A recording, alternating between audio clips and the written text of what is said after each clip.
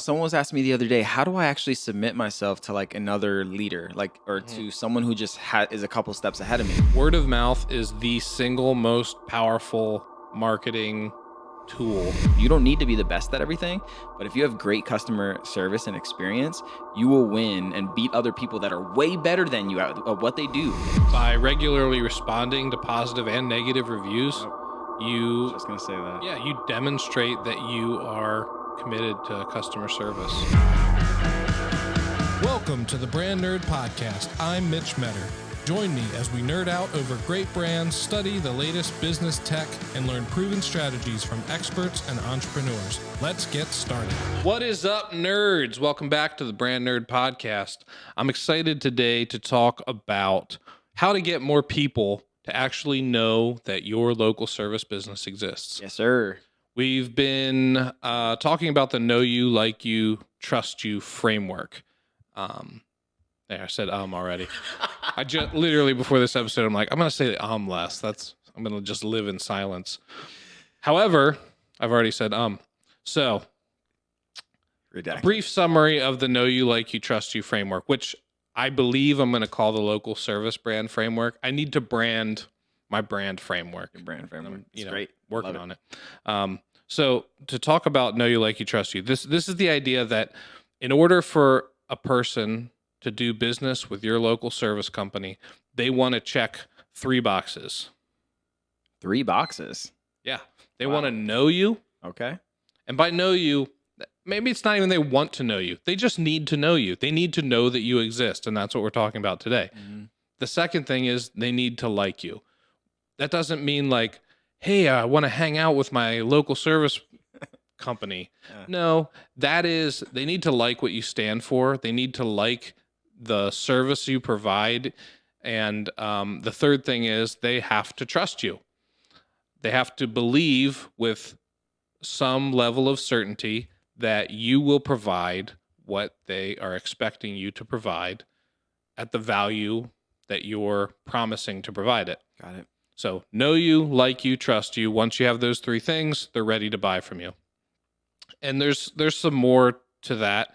You can also talk about what happens during the delivery of it. You can talk about what happens after somebody works with you. But today, we're going to talk about that first thing, know you.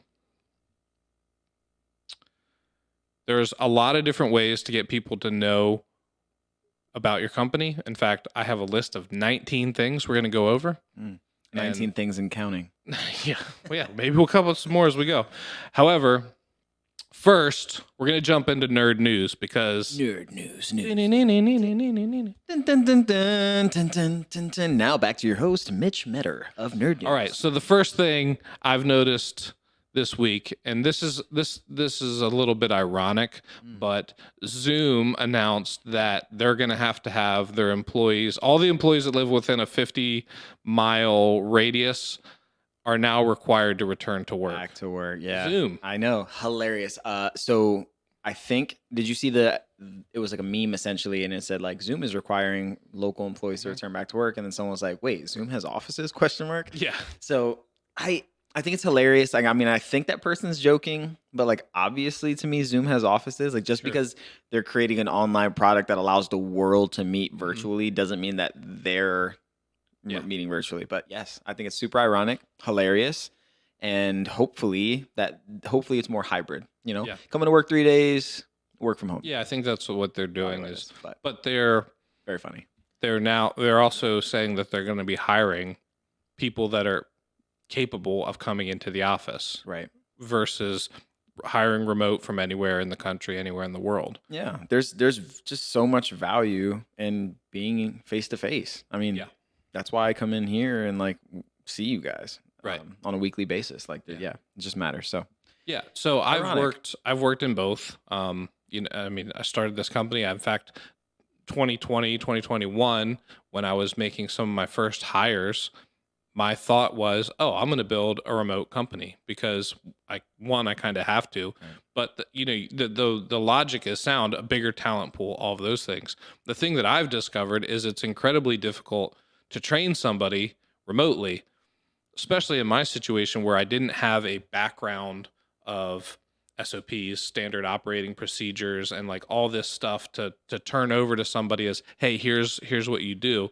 And when you're in a small, nimble company like this, you have to wear multiple hats. Like there's no getting around that. You have to be multi-talented. And that just made it very difficult. So, yeah, I think that's probably the way the world's going. I mean, Apple's already done it. Google's already done it.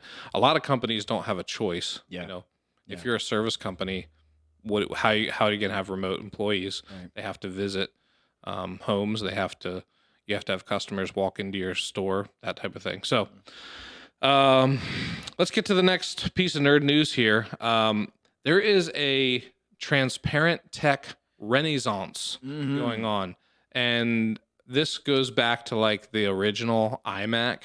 You know, the transparent look with there was actually translucent. Probably. Yeah, there you go. That's a good word. With the different colors, they had like a teal is the one that just kind of stuck in my head because I just envisioned that in a library with like a bunch of others. Yeah. Yeah. Well, yeah, but the computer lab at my middle school was all Mac, which at the time I was like, this is impractical. You know, I use PC for everything else. Why do I have to learn this other computer system now? Like the handle on the back. Yes. Ironically, so cool. You know, 5 years after that, I caught the Mac bug. Yeah. And I was all in. Yeah. So transparent tech is making a comeback. Yep. And so I found this cool article on The Verge that goes through all the different things. So the company that I saw first doing this, the Nothing company, they rolled out some earbuds. Yeah. And Nothing buds. Yeah, that's what they're called.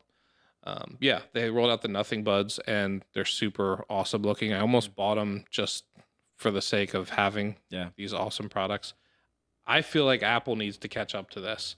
But yeah, there's just all these different things here. There's even examples of translucent USB-C cables, charging blocks. Somebody made a PS5 Fire Orange. The look of it, like people are interested in seeing the mechanics behind the technology they're using. And so it's kind of fascinating to see a trend that's saying, hey, we're going to show you all of this. I don't think Apple will ever do it because Apple came from that. Whereas these people are like, it's to me, this is more of a trend and less of like a long-term play. So as Apple, their principle and their approach to all design is to, again, be there when you need it and then disappear when you don't. So to me, showing all your internals would never be something that Apple does. I'm just now discovering that Beats does. Yeah.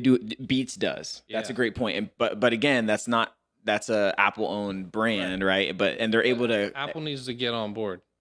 So I'm glad to see that they're at least experimenting it with the Beats here. Yeah, I think nothing is taking a page out of Tesla's book, I think, too. Like their phones are called like the phone, like the way they're positioning phone themselves. It's like phone 1, phone 2. Like they're just, I don't know. There's something about them and Tesla that I keep drawing comparisons to when I see them launch a new product. And I'm not sure what it is. It's just the way they're going about it because they're so different that they're almost hard to understand. But the people that understand it love it. And Tesla's Tesla's no longer that. They've become more mainstream. But there was a time where only Tesla enthusiasts had Teslas. Yes. And I feel like right now with Nothing, it's kind of the same thing. Like but Tesla was a price point thing too, because they rolled out the Model S, and that just was. They started with the Roadster, right, which was several $100,000. I don't remember exactly what it was. And then they rolled out the Model S, which was like kind of their $100,000 price point.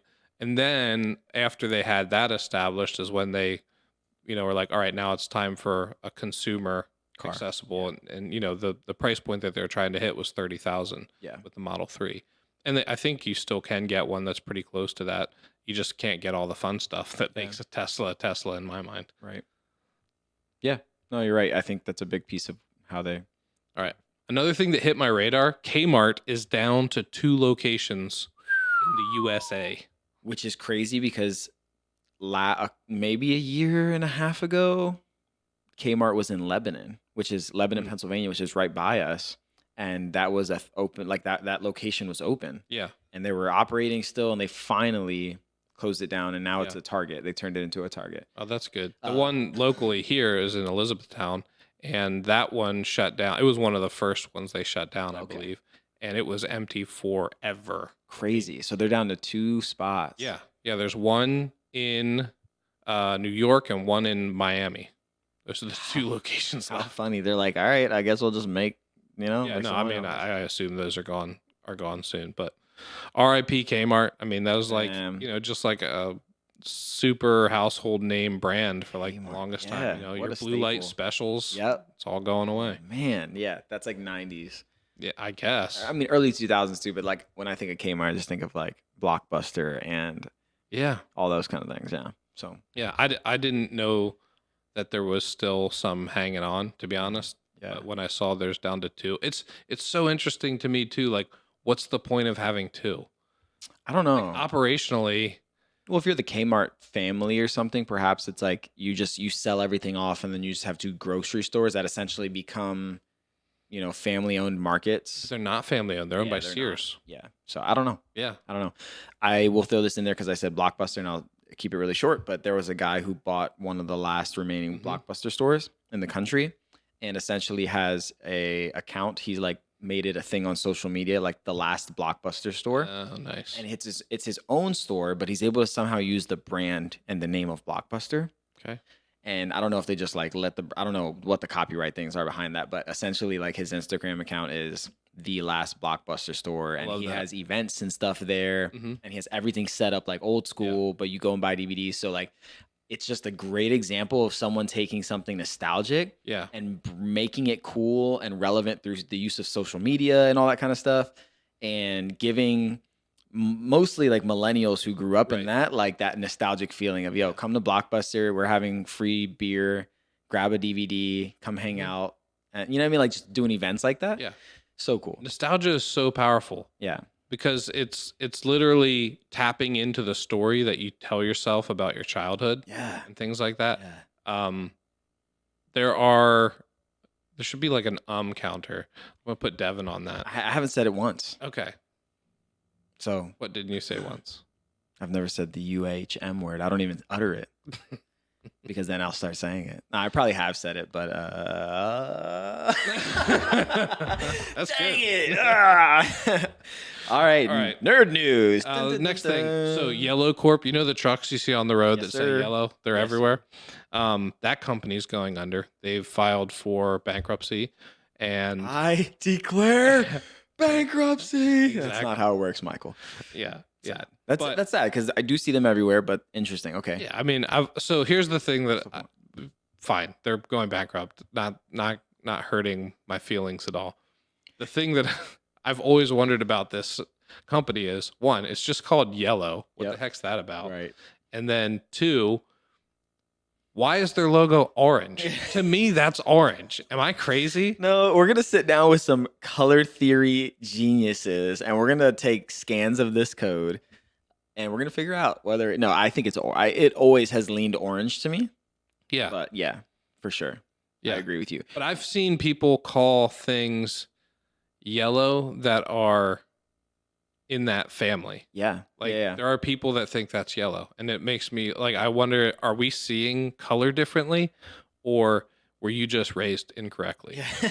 Are you wrong? No, I think it comes back to the whole like that dress thing that blew up, which is the dress white or is it blue? Well, it was just like the way the sun was hitting it. But also these trucks, the stickers on those trucks are like getting beaten up by the sun. It's just vinyl, right? So that starts to age and discolor over time. But I think the cab is orange. Largely, it's been orange. The majority of their brand is orange, which is ironic because they're called yellow. So the lesson here is if you are going to brand yourself and incorporate a color into the name of your branding, please make sure that the color that you're stating is like matching the color of whatever you're doing.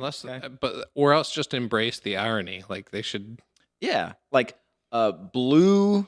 Orange is the new yellow. Yeah, trucking LLC. Yeah, totally. I don't know, but the Cleveland Browns do it too. You know. I know, but they're thinking Browns because of dogs. Like, I think Brown is like another. It's named after like the original owner was the Brown, like the Brown family. The Brown family, yeah. But I've also like because I've looked into that, and it was like part of their identity is like found in they got the dog little pound. dog mask, the dog pound, the mascot and stuff. So they're thinking that brown is applicable. They've got brown as well, but the orange helmet is their logo. Ironic, right? Correct. Yeah. I think interesting. They've actually, when they redid their jerseys a couple years ago, they made the helmet more orange, but they also brought a lot more brown into the jerseys. Yeah, I like that when they added. It was like a warmer brown. Good look. Yeah. I feel like now they have like really cool like jerseys and uniforms and stuff. So it reads a lot better on like high def TV than their other jerseys were. Yeah, I think a lot. It's actually interesting how often teams were thinking about what they look like on TV. For example, like you've seen the Dallas Cowboys jerseys.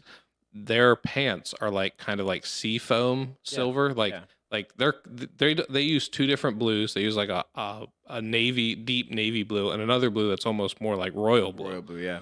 And then their pants are these seafoam color, and because that used to read really well on analog TV, rather than just going like straight silver. Right. But now they just live in seafoam world because they don't want to touch it. Right. And I've actually seen some pretty cool renderings of they're the Color Rush jerseys of them doing a full seafoam. Seafoam would be sick. Yeah, it's actually pretty awesome. Yeah. I love when I see those concepts of like NFL jerseys and stuff and like people rethink them. I love that. Yeah.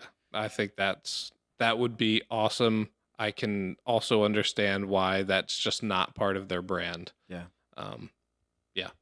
They're the richest NFL organization. Sports franchise. It's like Period. Full stop. 9.7 billion I saw the other day. 9.2 billion. Yeah. Oh, and then the next one was the Giants. How funny. In the NFL. The NFL. Yep. Yeah. Like the New York Giants. How funny. But it's a big city, obviously. But it's New York. But it's just like from a success standpoint. I don't know. All right. Success can help though. Like the Golden State Warriors are number 2, I believe, on the list of just sports franchises. And they would not have been that recently, but they've got a new arena. They've obviously won a bunch of championships. They've got players. Yeah. They've got kids all over the country wearing their jersey, like stuff like that. Yeah. Bumps up your resume, your profile.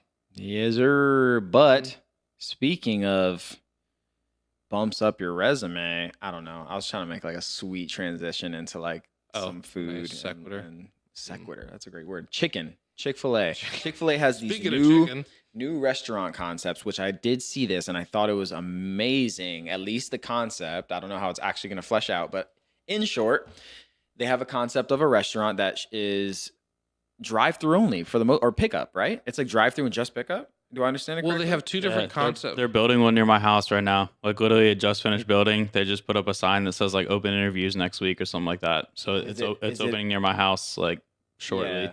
But is it like this new concept, or is it like it's fully drive through? At least that's what I heard. Like I mean, like obviously they built a building because they gotta. That's what I heard, that there's not going to be dine in. It's just going to be a fully that would be the closest fully drive through situation. This particular concept, I know they're building. There's two concepts. Okay. One is a pickup only, and they're building that one in New York City. Okay. It's like a mobile order. Did you see the design of it? It was like a big arch. That's the other one. Okay. That's the one that they're building elsewhere. It was just essentially like a for the people just listening, it was just a building with two sides, a top, and a big tunnel underneath, and people it was like a 4-lane tunnel, and you just drove through and picked up an order and left, and everything's being done inside, but there's no people, like there's no place to actually dine in. I thought that was fascinating, but really, really interesting stuff. I guess one of the things I love is just that they're willing to do things differently, and they notices the trends and changes happening in the world, and they're adjusting to that. So, so the drive-through only concept is opening in Atlanta, which is where their headquarters are. So, that's right. That's essentially like a 2-story building, but the drive-through is 4 lanes. Right. There's 4 pickup windows, if you will, and the kitchen is above everything. So 2 of the lanes go underneath the building, right, and then the other 2 go on the out. Yeah, that's sick. So have you ever been to a Chick Fil A drive-through where the pickup window, they don't really have like a pickup window? It's just people walk out to your car. Yeah. There's one on 83. Yeah. Going south, and that one I really like that. Like it's interesting to me how much that human touch improves that. So they have a short video, and I think this is interesting to see these. So they're introducing 2 digital focused restaurant designs. Yeah. One on the left there is the drive-through, and I mean it's obviously super clean. Love that. And the staff is just hanging out underneath, and they walk through and love walk around that. Oh man, Chick Fil A, dude, they just get it. Ready to eat when they arrive at the pickup point. I love these like corporate videos and like all the talking good. heads. By a Like, team yep. I mean, I love them ironically. and then they're on their way, fast and easy. Yeah, that's awesome. Yeah, and then this is the walk up concept. You know, it's There's just very one like destination for all neighborhood, mobile customers. open There's air. no Yeah, so for sale, everybody listening, we're watching a hours. quick 1-minute So I'm video just of going in Chick to Fil pick up my A. meal. We'll have it linked. We'll have it up on the screen, so watch on YouTube or wherever you're, Spotify as well. But also we'll link this video in the description of this, so you can check it out. It's worth looking at because the designs and the concepts are so cool for these buildings. There's one thing that'll never change: the kindness and care we show our customers. Yeah. Well, dude, who was the first person that spoke on that video? Did you see his title? What was his title? It was Heart Officer. Chief Heart. No, it was service and something else. It was ironically, I don't even know the whole thing, but it was definitely part of his title was service. The first person to speak on that, service and hospitality. There you go. So the service and the CEO, or not CEO, but the service and hospitality guy for Chick Fil A is essentially the Johnny Ive equivalent to Apple. He like because that's what they lead with. Yeah, they've always led with service and hospitality. Like from a marketing standpoint, it's always been like that positioning. Yeah. No matter what the campaign is, it always goes back to that.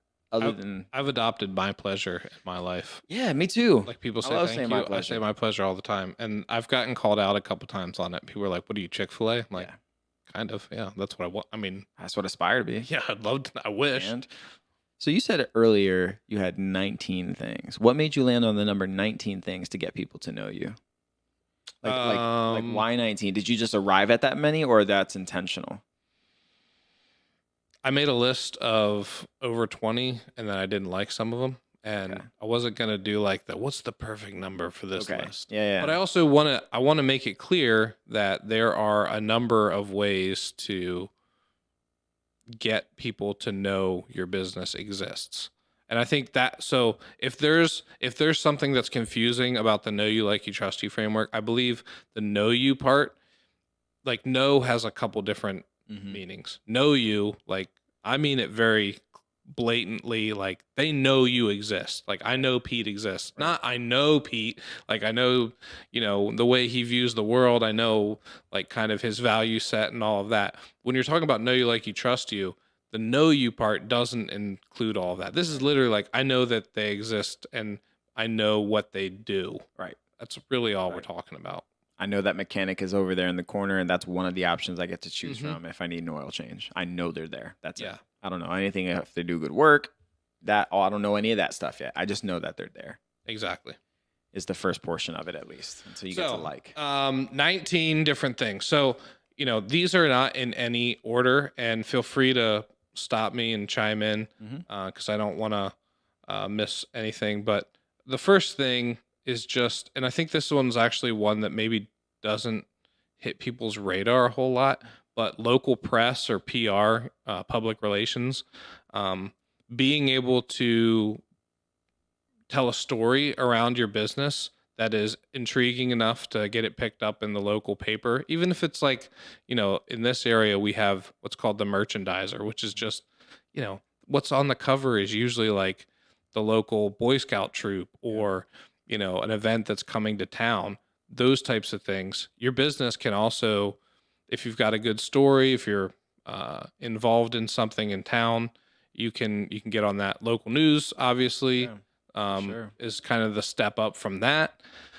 And there's actually, by doing a press release, you can get picked up in industry magazines and all kinds of stuff and get some value out of that. I worked in a local magazine, a regional magazine, right, with Fig, and we were looking like if someone had reached out to us and said, "Hey, I'm starting a business in, in a local county or local region," we would have been more than happy to run some sort of like featured story. I mean, we did. We had it was called Fresh Face or whatever, which is like a new business who came to town.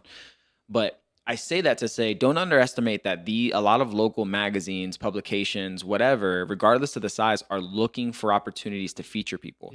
Like they're looking for content, So if you said, "Hey, we're a new business. Here's what we do. Here's a story, like a blip story, elevator kind of pitch," they would love that, and I think they would appreciate that. So don't underestimate those opportunities.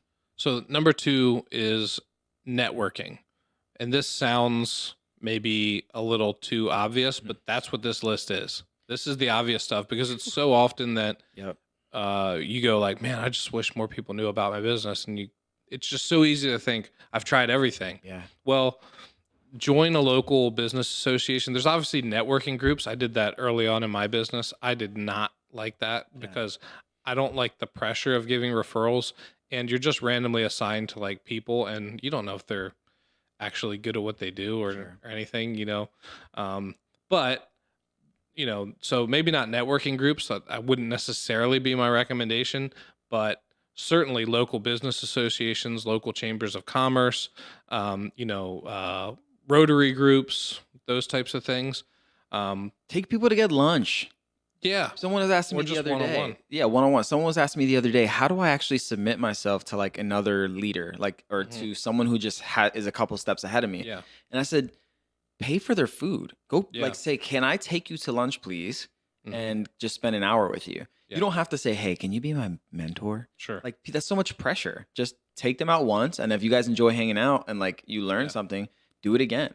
Yeah. So, networking could be as simple as just saying every 2 weeks, I'm going to make sure I'm grabbing lunch with another business leader in the area. Yeah. And that's it. And I buy them. It can be a peer too. Like people often have this, I think it's very important to have peer relationships. I think it's very important to have mentor relationships. I think it's also important to have mentees. Yeah. Like bring people up behind you, associate with the people that are at your level, and also be tapping into the wisdom of people that have been there and done that. So good. Yeah. That's powerful, man. Community involvement. This is one that I'm particularly passionate about. I think sponsoring local events, volunteering, and there's of course fairs and parades and charitable causes around every town. So be involved with that. This can boost your visibility and get you to more things. I used to go to a church that their call to action at the end of every service was invite, invest, and get involved. Yeah. And I've adopted that same 3 points for local businesses that we work with when they talk about getting involved and how do I promote that? Because here's the temptation that businesses have. They volunteer somewhere, they take a bunch of pictures of them volunteering, then they put it on their social media. Or they donate somewhere and, maybe it's the big check or maybe it's just, something that mentions that they donated to the organization. I think that is okay, but everybody knows that what you're doing, like this is promotion via volunteering. The way that you can do that more effectively, because I believe that people are actually passionate about these businesses they're helping, but it just looks a little superficial. It looks a little like, oh, okay, yeah, you got a good social media post out of volunteering. But instead of volunteering, invite other people to volunteer. Yeah.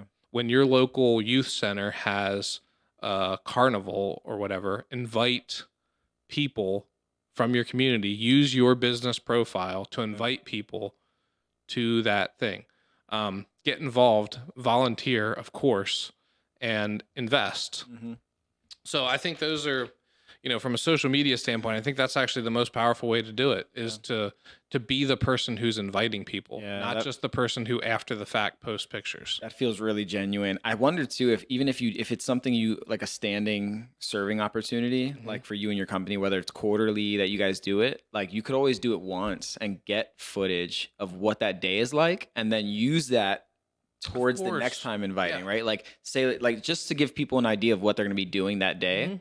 or that hour, whatever the length Yeah. amount of time, but just then the next time say like, hey, we want to enjoy, like invite you out. That's so good, man. That's so challenging to me. Like I want to invite people Yeah. to serve with me. That because then they show up and you're there. Mm-hmm. Like, hey, let's do it together, right? Like Yeah. that's awesome. Yeah. I love Use that. your profile to raise up things that you're passionate about. I love that. That's really important. Number 4, social media.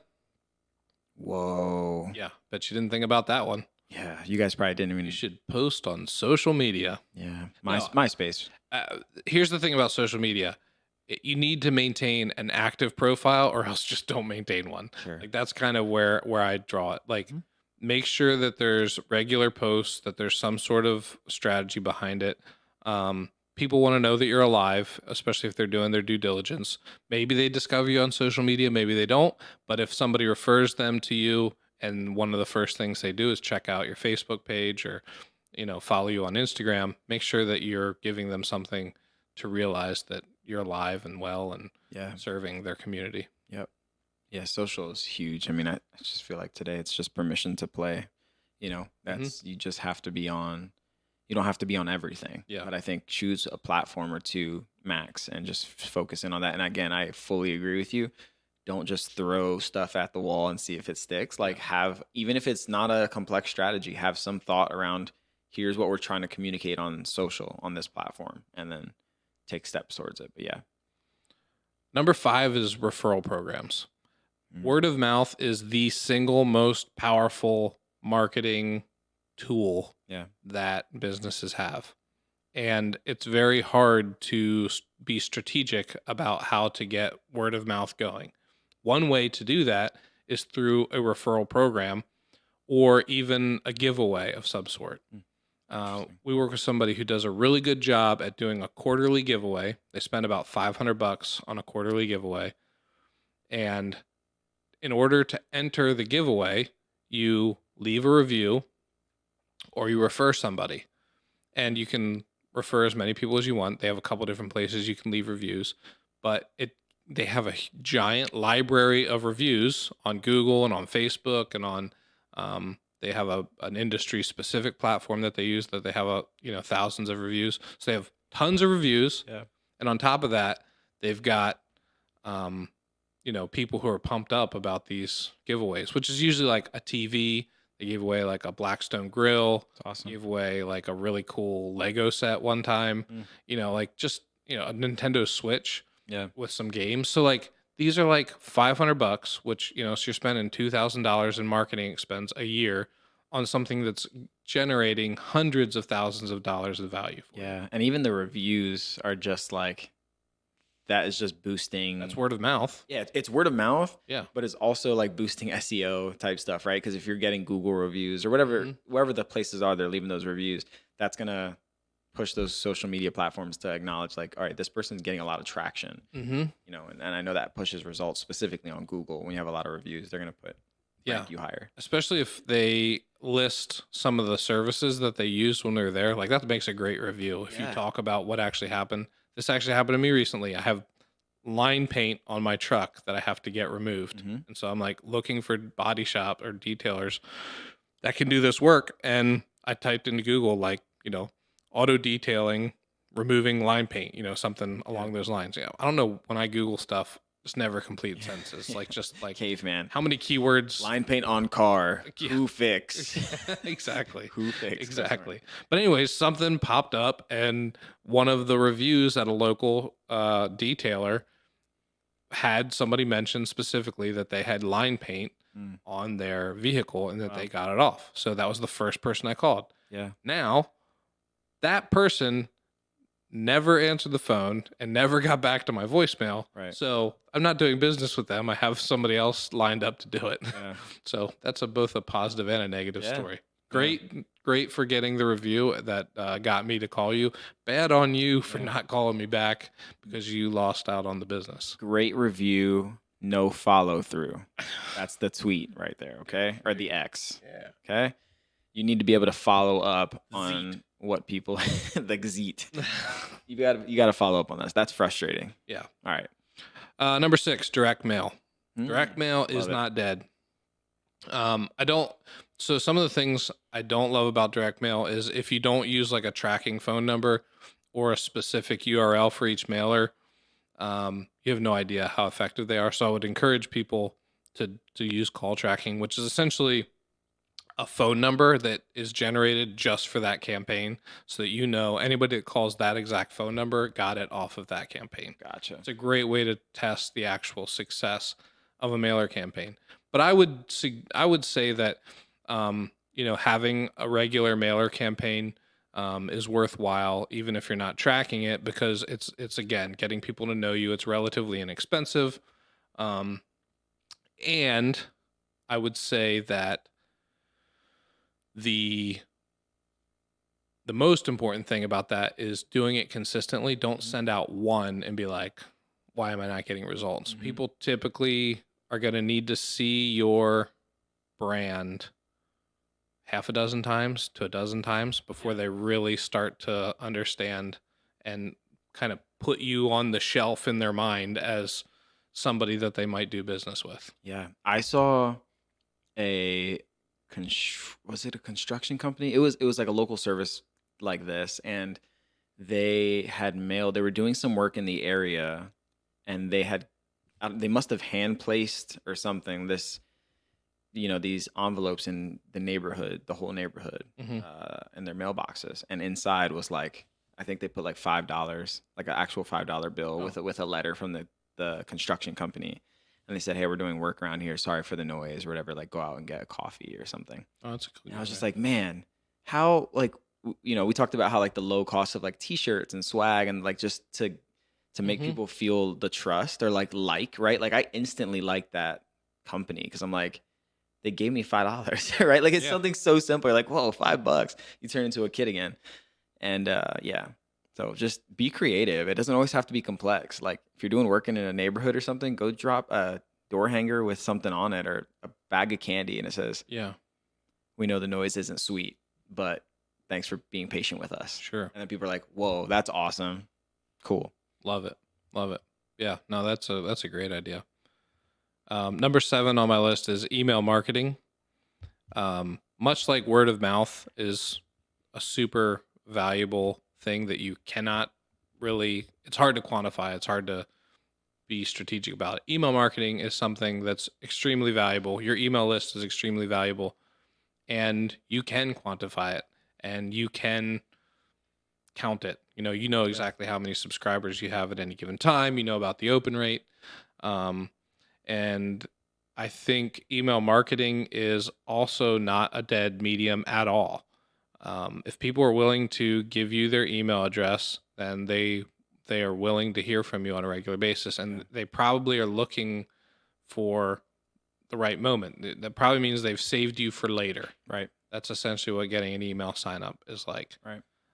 And I think it's important on your website to have something that encourages them to sign up for an email, whether that's a coupon or a lead generator, like a free downloadable thing. Yeah, something of value.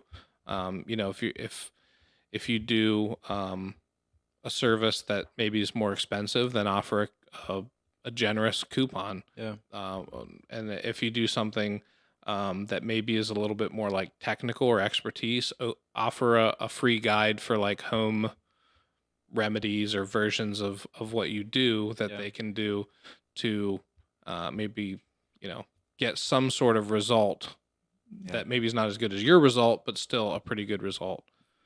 I heard someone say that if you're only on social media and not collecting emails, you're just building something on borrowed land. And essentially that's all social media is, right? Because they could pull the plug on any particular platform at any point, and there you lost your connection with everyone. Or just change the algorithm. Right. Exactly. The strategy you're using is no longer effective, and there's not really like a replacement strategy for you. Right. So make sure you're collecting emails. That's huge. Number 8 is local SEO, search engine optimization. In other words, trying to rank higher on things like Google and Bing and DuckDuckGo, all these different search engines that people use to search the internet for information, with Google being the first one. So typically this is something you can definitely do some research and figure out ways to do this yourself, but it's probably worth bringing in an expert to do. It's relatively inexpensive for getting an organic click, if you will. Meaning you can pay for clicks, you can get people, you can run an ad on Google and get a paid click, but organic means you're just in the rankings. It's a much more authoritative way to approach a customer than an ad. An ad feels like, oh, you're asking for my business, versus a organic result is, oh, I discovered your business. Yeah. Every time I see ads, I almost never click on them. Yeah, I mean, I think our instincts, we're a little bit more aware of what's going on, and so our instincts are there, but that's not everybody. Yeah, I agree. I'm sure. I would say probably the younger you are, the less likely you are to click on an ad. But great copywriting, great offers can get around that hesitation. I definitely click on ads every now and then. Yeah. And if it's something if my search results, like if you're searching for something fairly specific and your search results, like Google doesn't really get what you're searching for, and it's boosting a bunch of stuff, that you don't really want to click on, then sometimes those ads are actually the only way to really find the people who want to be ranking for those things. Yeah. So, so here's the thing with local SEO, for your service business. Local SEO is now way more about the map than it is the actual listing, right? Because when you search for something on Google, the first thing that pops up is the map. Like that's above the fold, if you will. It's above the bottom of the browser window. Like you don't have to scroll to get to the map. It's there. If you say plumber near me, the map is big and there's a bunch of pins. There's some suggestions of where to start. So really getting your Google pin up to speed, your Google business page, which is like getting reviews, making sure you have your services properly categorized and listed, having a compelling about us section, making sure your links are there, phone number, and then posting on there on a regular basis, because Google wants you to post there. It'll boost you in the rankings if you post more often. So that's local SEO in a nutshell. Number 9 on my list here is workshops or classes. If your business fits this model where you could actually host a workshop or a class or a seminar related to your product or service, this is extremely powerful. Yeah. It's a great way to do one-to-many, and so instead of, one-on-one, you can get exactly one customer, right. But one-to-many, you have the opportunity to potentially get a lot more. So workshops and those types of things. Again, it's kind of like your free giveaway on your website if you have an expertise business. Yeah. Like let's say it's like, I don't know, pest control. Mm-hmm. There are certain things that the pest control guy probably needs to come out to do. He knows the right chemical or the right spot that critters are getting into your house, that kind of thing. Yeah. But they probably also have a lot of things that you can be doing on your own to cut down on the need to call them every so often. So having a workshop, whether it's paid or free, can be really beneficial. Yeah, I agree. Number 10, collaborate with other businesses. Partner with non-competing businesses or like parallel businesses and offer joint bundles or deals. So if you're a roofer and that's all you do, maybe you partner with a company that does exteriors and you both offer coupons when you're in town. Or if you're a company that specializes in exteriors, you offer a coupon for a business that specializes in interiors, and vice versa. You both just refer each other work. And you could even, if you're doing like a workshop or a class, you could work together on something like that as well. So collaborate with other local businesses. That's huge. Yeah, I feel like we can do that a lot on, like you and I think about that in terms of social media, like even with this podcast, like who else is doing podcast that's talking to a similar audience that we can get on. But I think always looking for people in the space that you are not necessarily going to compete with. Can you just give clarity to that, like competing businesses versus like people that you can partner with that it doesn't feel competitive, like because there's there's like gray there, I feel like. It is. I'm a big believer in, knowing what you do and what you don't do. Yeah. Kind of planting your flag in your area of specialty. And so you need to work with somebody else who's living in there. There's this instinct that we all have as business owners of, I don't want to leave money on the table. So if somebody's wanting another service, like, well, we could tack that on, even if it's not our area of specialty. But that's not what I'm talking about.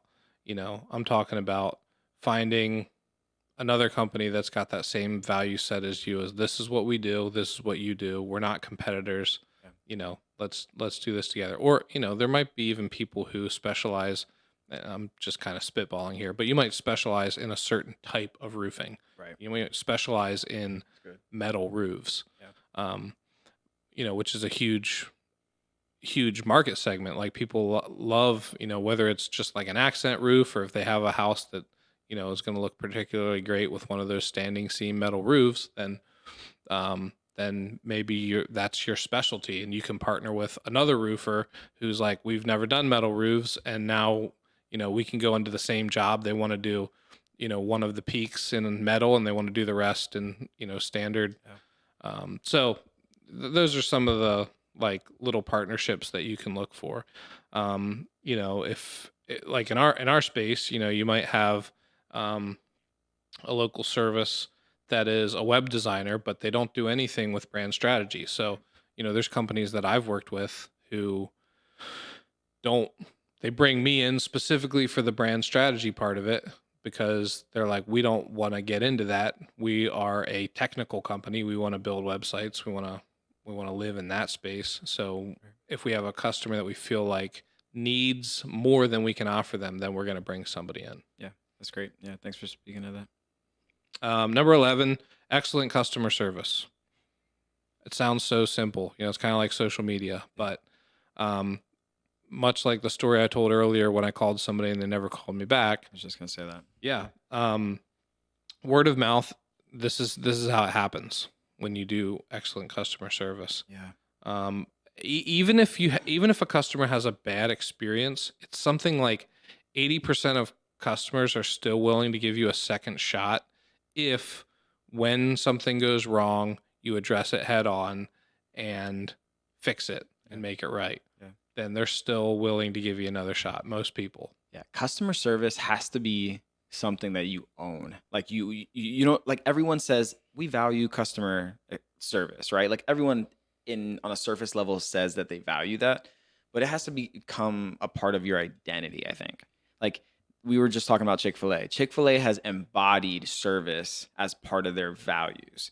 And it's not a question of whether it's going to be good or not. It needs to be good. Like that. Mm-hmm. Like I know people who literally have gone to Chic Fil A, they're training for staff, and so much of it, like I've been told, they literally sit at group tables in circles. There's a team leader leading the rest of the people that are being trained, and so much of it is just changing the way people think. Like, how are you thinking about things? So, like, it starts with the leaders, the people up top, to actually make it a thing. Like, we cannot do what we do unless we're giving a high level of customer service. And I think when that starts to, like, you'll just, like you said, you'll get business generated just from that alone, from calling people back. You don't need to be the best at everything, but if you have great customer service and experience, you will win and beat other people that are way better than you at what they do. Yeah. They can be better craftsmen, but at the end of the day, you will beat them because you're doing better at that first touch point. Sure. So if that person would have called you back, you probably would have went with them, right? Like, because they had the review. That was the first. I didn't call anybody else for like 2 days because I was like waiting for them to call me back. Right. And that's the power of the review, one, but then what they were lacking was the customer, experience. Yeah. Which is why you see a lot of C-suite positions now being called, customer chief experience officer. Chief, like you see a lot of these types of roles popping up because companies are putting more stock into that. Yep. Now more than ever before in history, I think. Yeah. Yeah. Cool. Number 12. This is one that might apply to some local service brands. You could do a pop-up shop or a stall at like a local market or event. If you have an online business or work from an office, if your service is a little bit more remote like that, consider setting up a temporary shop somewhere, whether it's borrowing space at somebody else's business or something, just to make a little bit of noise. I would think this would be particularly powerful if there's some seasonality to your business or something, like all the tax shops seem to pop up around tax time, in different spots. So if it's a pretty specific type of business that would apply to, but that's definitely something worth looking at. Number 13, outdoor signage. There's a lot of different,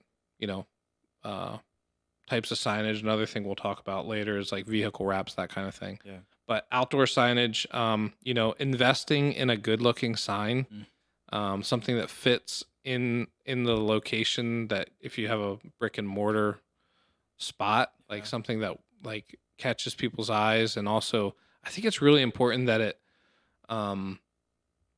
embodies the location. Like if you're on a main street, don't put up an obnoxious sign. Find a different way to make it eye catching other than being obnoxious. I did a sign for Roar Seeds, which is a local seed provider here, and they didn't have that before. And I just had lunch with one of the owners, and he told me, I forget the number, it's gonna kill me, but it was almost like before that sign was put in place, they were hitting an X number per year, and they put a really nice sign. They spent maybe $300,000 on this sign or something. It was like, it's one of those big light up signs, and it's like it's obnoxious, but it's on a highway. Gotcha. Like it's on a main highway road, not like a small town vibe. And he said the return on investment on that sign has been like tenfold. He said like it's like over almost like $1 million more in sales and stuff from just having like that as soon as like literally they put the sign in, and then they started getting, because no one knew they were there. And I've driven past businesses, even on Route 30, there's like Brio's down there, a bunch of other like local pretty cool brands. And when you drive past some of these places, they don't have like a substantial sign that would tell you, here we are. Like you'll see it, and you'll see like a little sign or something, but it's just not. So again, you have to play to the strength of where you are, of course.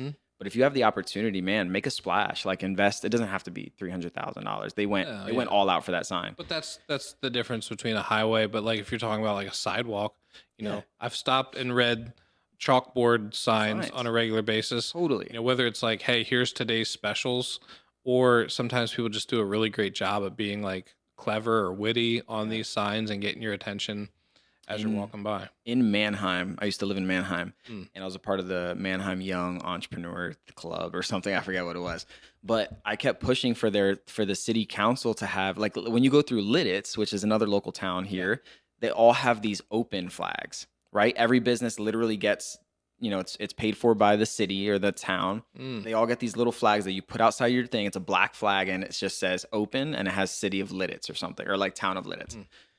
I always wanted that for Mannheim. And I would always say, I'm like, just put it. It shows, it feels like all of these businesses are saying we're on the same team and we're all open, right? And Lidditz at one point was the most quaint, cutest small town in America. They've won several awards, best small town type awards. So I was always pushing for that kind of stuff in Mannheim. And then of course I left Mannheim and moved to Lancaster. And then of course, like a couple of months after that, I saw these flags get put up everywhere. Oh, cool. So now every business in Mannheim has this flag, and it says open. Cool. It's a little thing, but again, it's just a little way to show like camaraderie amongst the businesses. It's very clear that they're open, yada, yada. You get it.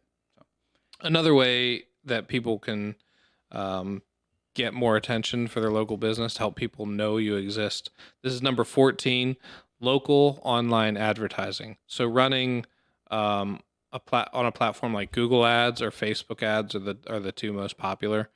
Another one that has started to pop up would be like, I've noticed that on Hulu you can run local ads on there. Like I'll see local companies ads running on Hulu, and I think that's probably an undervalued spot. I don't know what it costs, but I mean, in terms of like, there's not going to be as much competition there, but there's a lot of people who are watching TV online and on those platforms, and it gives you a chance to dip your toes into like a TV commercial without having to do like a big spend for like a local network that I'm sure is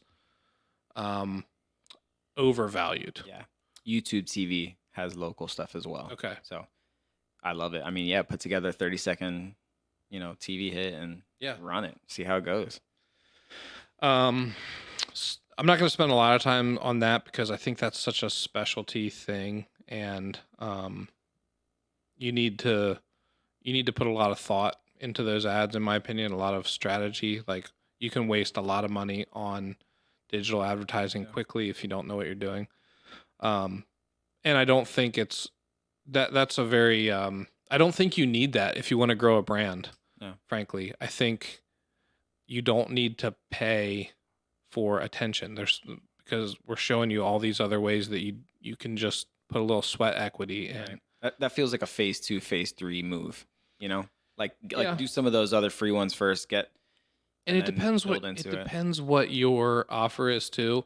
If it's something that maybe people aren't thinking about, but as soon as they see it, it's like, oh, I need that. And that's ripe for an ad. Another thing would be, I think retargeting is really great. Like, if somebody's been on your website, they've downloaded your lead generator and they're on your email list, being able to retarget them across social media. When you're on a website and you see the ads start popping up as you go through, if you can do that in a way that's not obnoxious, then it's super powerful. Number 15, attend trade shows or exhibitions. I know in this area there's like garden shows and builder shows. No shortage of trade. Yeah, of course. And I think these are actually great, a great place to shake some hands and get face to face with potential customers that are going to these shows to see what's out there, see what's available to them. Yeah. That would be the kind of larger scale edition of the other point that you made about setting up a booth or whatever. The pop-up shop. The pop-up shop type vibe. That would be more applicable to more like. Yeah. This would be more applicable to just about anyone. Yeah. I will shout out CE Ponce. They are a outdoor landscape designer in Lancaster. Okay. And I think they just hit they got their silver plaque on YouTube or whatever, but they're I think that's 100,000 subscribers. So, and they're crushing it on social media, and they just do funny, they keep things loose. They do funny time lapses. They show their designs. It's curated. They're putting some thought behind it, but that's just 3 or 4. I mean, it's 3 owners, maybe 2 or 3 owners, and they have a team of people, but just a very cool local service provider that I think is worth mentioning and shouting out, as it relates to a lot of the points that you just made. I know it wasn't specific to that last point, but kind of advertising their ways, something that you typically wouldn't think of, how does that make a really great YouTube channel, but they do. And they take something that's sort of ordinary and present it in an unordinary way. Have you ever seen these channels that do lawn mowing? Yeah, for free. Yeah. They'll or TikToks. Yeah. There's tons of those. Or they'll knock on someone's door and be like, "Hey, can we cut your grass?" And then, but the actual money is coming from the content, not the person obviously paying them to do it. Right. If you've seen it. So that's exactly what I mean. But they also have a bunch of people who want them to do their yard. Mm-hmm. But I know some of them have partnered with they'll actually partner with other local companies around the country, and essentially it's a pay for lead type situation. Yeah, it's really cool. Just the types of content, because I mean, it's also something you can just watch in the background. It might be a 20-minute video sped up of somebody just going to town on a house that's completely overgrown. Yep. Love it. But then there's they also do a good job of embracing controversy. The neighbor comes out and's like, "You're making too much noise," and now that's the video. Totally. That's the big climax of the video. That's funny. Yeah, number 16. This is a big one. We made it to vehicle wraps and decals. Nice, let's go. Yeah, I'm super passionate about this. I think just because so many companies are undervaluing this resource, so many times they either drive around in a white van or they slap a simple logo on there, or they don't put a phone number or website or what you do. And so this is one that if your business involves delivery or travel or visiting homes, then you have to have this mobile advertisement, and you have to have three sides of it with some sort of know you and like you, and then a call to action on there. Yeah. I used to work with, obviously I worked at Castle, which did vehicle wraps and stuff, but one of the designers there who left and kind of went on his own, he did his whole car with like graphic design, calls to action and stuff. Like he was like branding, logos, all that kind of stuff. And he said it always did really well for him. So like it was a kind of a peculiar example. I've definitely thought about doing that. Yeah. He said he got a lot of like questions and people inquiring like, oh, what kind of work do you like, do you have a website? And then he would hand a lot of business cards out. So he said it always led to conversations, which ultimately hopefully lead to leads. Yeah. But if nothing else, man, people saw, hey, this guy's a graphic designer. Cool. Like, yeah. So I love it. Number 17, offer samples or trials. This is a great one to help people get over that trust you part. We said know you, like you, trust you. But speaking on like the know you part, if you have a sample or a trial, it also gives your word of mouth people some ammunition to help. Oh yeah, so and so they actually offer samples or trials. You should really check them out. So that's a great way to help that word of mouth ball roll. It's a great way to get attention. Free trial, free samples. Yeah. How many times you've been walking through Costco or the mall food court and you get yourself a free sample and you're like, teriyaki chicken or something. Maybe I'm not hungry right now, but I'm coming back for that bourbon chicken. Yeah, the bourbon chicken. Yeah, I'm thinking of Park City right now, dude. I'm like, there's that one spot that always gives away the chicken. I'm like, oh, it's so good. Yeah. Yeah, I got some tips and tricks for you later on that. All right.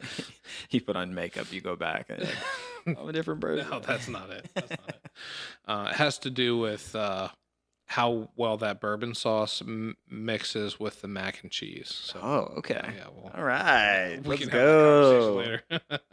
Lunch is coming up. Number 18, you can host events. Similar to workshops. You can, so some companies like a workshop or something like that makes a lot of sense. If not, just have a party. Yeah. Invite customers, have them invite friends. You can do your 5-year anniversary, 10-year anniversary of the business, that kind of thing. Customer appreciation days, create some buzz with that thing. I worked with a local realtor who every year at Thanksgiving gives away free pumpkin pies. Yeah. And just has an event. You have to pick it up. Yep. He's not delivering these pumpkin pies, but he'll order 200 pumpkin pies. It's dope. And you have to RSVP to pick one up. Yeah. But it's a great giveaway. There's a local bakery that just churns them out. They're delicious and affordable. And so I just mentioned I worked at Castle. One of the things that Gary Nolt, the owner, was always planning to do, I think he ended up doing it after I had left, but it was to do a workshop, but it was also like a event type thing where the businesses that he served would come out and they would learn. It's almost like a tour. They would see how a wrap is done in real time, like show them a piece of, maybe it's one side of a van that they're working on, show them that, but also do a session on branding and design for those vehicle wraps and show people like the thought process that goes into it and what the designers are processing, and then show them what the install team is processing, like showing them their full process. And it was interesting because there was a lot of people, like there was enough interest there. Like he did an interest test, to gauge it. And there was a lot of people that were interested in like just understanding, because they had such big fleets.